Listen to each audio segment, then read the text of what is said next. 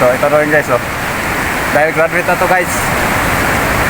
So guys, kailangan na natin itapon to para makalimutan ng mga nakaraan. Guys, ito guys, oh. Tatapon na natin to guys.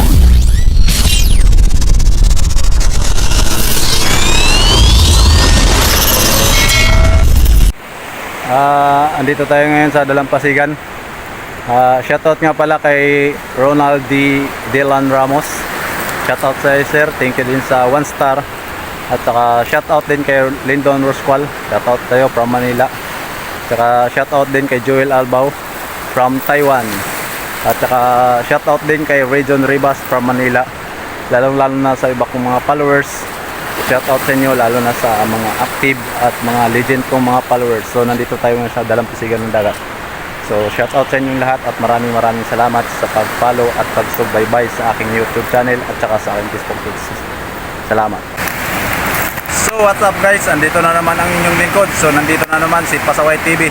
Kung bago ka pa lang sa aking YouTube channel o sa aking Facebook page, paki-like, paki-share, paki-follow, paki-subscribe ng aking page at saka sa aking YouTube channels.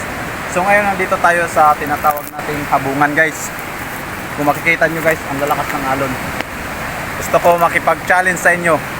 Kung ito umabot ng 1 million views, tatalon tayo dito guys.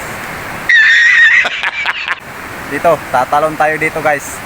Para pakita nyo kung paano, pakita ko sa inyo kung paano makasurvive sa mga ganitong kalamidad sa atin.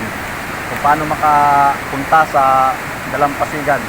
Sila, makikita nyo guys, ang lalaki ng alon. So, pinakauna guys, nandito tayo upang magpaalam o mag-celebrate sa ating gamit na nag-graduate na sa ating pagsisikap sa atin. So ito na rin guys, oh.